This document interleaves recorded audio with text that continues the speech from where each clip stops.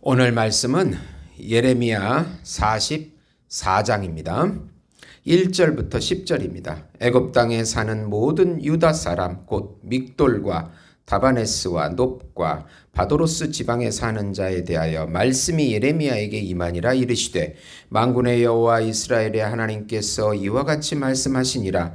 너희가 예루살렘과 유다 모든 성읍에 내린 나의 모든 재난을 보았느니라.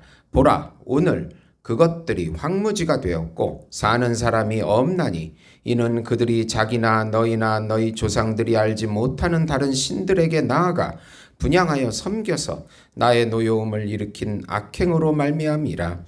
내가 나의 모든 종 선지자들을 너희에게 보내되 끊임없이 보내어 이르기를 너희는 내가 미워하는 이 가증한 일을 행하지 말라 하였으나 그들이 듣지 아니하며 귀를 기울이지 아니하고 다른 신들에게 여전히 분향하여 그들의 악에서 돌이키지 아니하였으므로 나의 분과 나의 노여움을 쏟아서 유다 성읍들과 예루살렘 거리를 불살랐더니 그것들이 오늘과 같이 폐허와 황무지가 되었느니라. 만군의 하나님 이스라엘의 하나님 여호와께서 이와 같이 말씀하시느니라. 너희가 어찌하여 큰 악을 행하여 자기 영혼을 해하며 유다 가운데서 너희의 남자와 여자와 아이와 젖 먹는 자를 멸절하여 남은 자가 없게 하려느냐. 어찌하여 너희가 너의 손이 만든 것으로 나의 노여움을 일으켜 너희가 가서 머물러 사는 애굽 땅에서 다른 신들에게 분향함으로 끊어버림을 당하여 세계의 여러 나라 가운데서 저주와 수치거리가 되고자 하느냐. 너희가 유다 땅과 예루살렘 거리에서 행한 너희 조상들의 악행과 유다 왕들의 악행과 왕비들의 악행과 너희의 악행과 너희 아내들의 악행을 잊었느냐. 그들이 오늘까지 겸손하지 아니하며 두려워하지도 아니하고 내가 너희와 너희 조상들 앞에 세운 나의 율법과 나의 법규를 지켜 행하지 아니하느니라. 아멘. 우상 숭배의 죄라는 제목으로 은혜를 나누고자 합니다. 인간의 타락은 지, 정, 의에 영향을 미쳤습니다. 지성적으로는 하나님을 아는 충분한 지식을 다 잃어버렸고 오히려 우상을 섬기는 쪽으로 기울어지고 우리 안에 새겨진 종교성을 통해서 종교심이 바로 우상을 향하게끔 가게 되어 있는 것입니다. 또 정서적으로는 미움에 사로잡혀서 하나님과 사람을 사랑하기보다 미워하고 또 사람들과 경쟁하며 또 이기려 하는 그런 감정들이 지배를 받게 됩니다. 의지적으로는 하나님의 말씀에 순종하는 것보다 자기 의의를 드러내고 자기 영광적 존재로 살아갑니다. 하나님과 단절된 죄인은 인간의 비참한 그런 상태를 볼 수가 있는 것입니다. 사람들은 하나님보다 세상을 더 사랑해서 육신의 정욕과 보이는 이 모든 안목의 정욕과 그리고 이생에 자기가 살아온 그런 이생에 대한 자랑으로 그렇게 타락해버린 이기적인 존재로 변해버린 것입니다. 우리가 성경을 이해하려면 인간의 그 죄와 그 비참한 상태를 볼 수 있어야 합니다. 그래야 성경에 나타난 창조주 하나님, 구속주 하나님, 성령 하나님께서 삼위일체 하나님께서 우리의 지식을 새롭게 하시고 감정도 새롭게 하시고 의지도 새롭게 하셔서 하나님의 성품을 우리 마음에 심겨주셔서 예수님의 형상을 담도록 이끌어 주시는 것입니다. 그것이 복음입니다. 우상 숭배의 죄를 회개하고 삼위일체 하나님의 말씀만을 따라가라. 우선 우상 숭배의 죄는 회개하지 않으면 반드시 심판을 받게 됩니다. 예레미야 40에서 44장은 예루살렘 함락 이후에 이스라엘의 남은 자들에 대한 역사 기록입니다. 애굽으로 이주한 유다 백성들이 주변 지역으로까지 확대되어 거주하고 있습니다. 그들의 우상 숭배를 향하여 예레미야는 경고의 심판을 내리고 있습니다. 유다가 망한 것은 우리 민족이 망한 것은 여호와 하나님을 섬기지 아니하고 이방 우상을 섬긴 것이라고 3절에 분명히 가르쳐 줍니다. 그리고도 돌이켜 회개하지 않는 것을 지적합니다. 그것을 알고도 하나님 말씀에 불순종해서 애굽으로 이주한 백성들이 애굽에 동화되어 애굽 신을 섬기고 있다고 7절에 말씀합니다.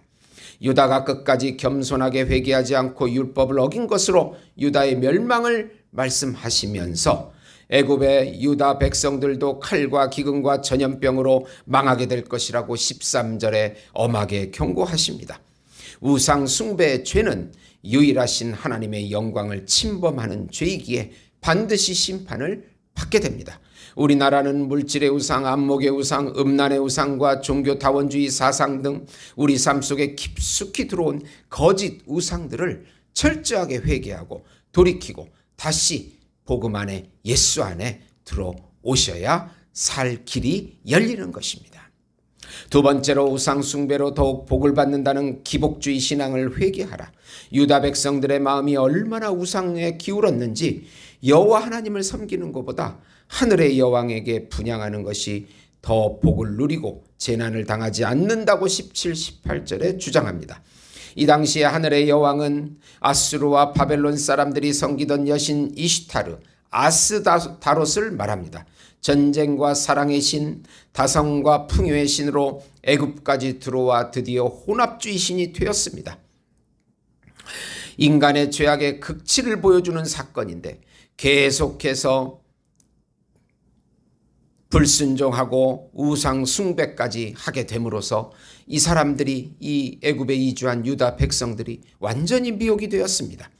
율법의 남편의 허락이 없이는 서원하지 않듯이 남편의 동의까지 얻어서 이 여신에게 서원을 하고 분향하는 상태까지 이르게 된 것입니다. 그러면서 오히려 이 여신에게 분향하는 것이 더욱 복을 받는다고 그렇게 말을 하기까지 완전히 미혹이 됐습니다. 요즘으로 말하면 교회에 다니면서도 점치는 것이 더 복을 얻는다고 주장하는 정도입니다. 사람이 회개하지 아니하고 하나님께 돌아오지 아니하고 계속해서 불순종의 길을 걸어갈 때 영적으로 완전히 미혹을 당해서 이방인과 똑같은 수준으로 타락해버린 것입니다.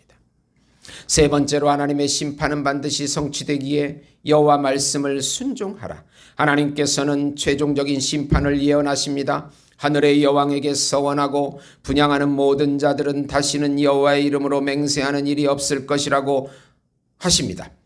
즉 반드시 죽게 될 것이라고 27절에 말씀합니다. 애굽에서 도망친 소수의 사람들이 유다에 돌아와 이 일이 사실인지 아닌지 증인이 될 것이라고, 애굽에 사는 모든 사람들이 하나님의 벌을 받아서 심판을 받아서 죽게 됐다고 그렇게 증인 노릇을 하게 될 것이라고 말씀합니다. 실제로 바로왕 호브라의 죽음을 예언하고 그때 애굽의 유다 백성들도 바벨론의 칼에 죽게 될 것이라고 30절에 예언합니다. 그 예언은 그대로 성취가 되었습니다. 하나님의 말씀은 절대로 변질되지 않습니다. 반드시 성취됩니다. 이 우상 숭배의 시대에 반드시 하나님의 말씀에 순종해야 하는 것입니다. 하나님의 뜻과 목적은 결국 불순종해서 유다로 이주한 모든 유다 백성들을 심판하는 것입니다.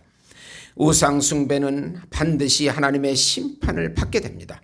우상 숭배는 하나님의 영광과 영예를 침범하기에 반드시 심판을 받는다는 것을 기억해야 합니다.